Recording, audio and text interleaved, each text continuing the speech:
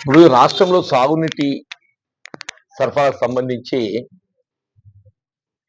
ఇప్పుడు ఈ మేడిగడ్డ, అన్నారం, సుందిల్ల ఈ బ్యారేజెస్ ఏదైతే కుంగిపోవడం జరిగిందో దాంతో ఇప్పుడు కాళేశ్వరం ద్వారా ప్రాజెక్ట్ ద్వారా ఏదైతే సాగునీటిని అందింపజేసేటువంటి ఒక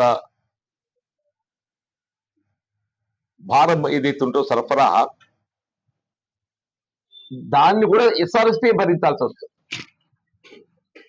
ఇప్పుడు గతంలో ఏముండేది అంటే మేడిగడ్డ, అన్నారం, సుందిల్ల ఆ మట్టుకు ఏదైతుందో వాటిపై ఆధారపడ్డటువంటి ఒక ప్రాంతానికి కూడా వల్ల మల్లన్న సాగర్ కానీ, కొండపోచమ్మ సాగర్ కానీ ఇవి ఉన్నాయి కదా.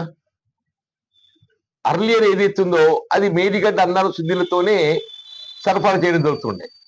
ఇప్పుడు చెప్పింది మేడిగడ్డ, అన్నారం, సుందిల్ల సింక్ కావడంతో ఏదైతే కుంగిపోవడంతో అవి ఇనాపరేటివ్ అయిపోయినాయి. అవి ఇనాపరేటివ్ కావడంతో ఆ భారం అంతా ఎస్ఆర్ఎస్పీ పడుతుంది. అయినప్పటికీ కూడా ఏమాత్రం కూడా సాగునీటికి ఇబ్బంది లేకుండా దాదాపు 10 లక్షల ఎకరాలకి ఏదైతుందో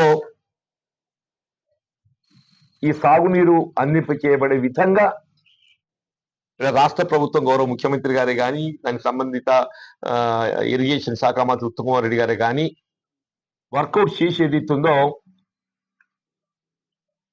కాళేశ్వరం లేని లోటు కనబడుకుంటా, మేడిగడ్డ, అన్నారం, సుందిల్ల లేని లోటు కనబడుకుంటే ఇది మన రాష్ట్రానికి ఖరీఫ్ తీసుకుంటే వరి ధాన్యంలో ఉమ్మడి రాష్ట్రం కంటే ఎక్కువ దిగుబడి వచ్చింది. ఖరీఫ్ లో వరి ధాన్యం ఉమ్మడి ఆంధ్రప్రదేశ్ రాష్ట్రంలో ఎంతైతే దిగుబడి వచ్చిందో అంతకంటే ఎక్కువ వచ్చింది. అట్లాగే రబ్బీ కూడా ఏదైతున్నదో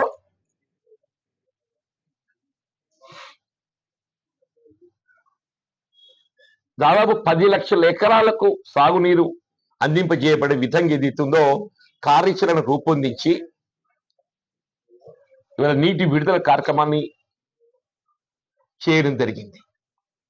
అంటే ముఖ్యంగా ఇవాళ గవర్నమెంట్ ప్రయారిటీ అనేది ఏదైతుందో వ్యవసాయము, రైతాంగమే.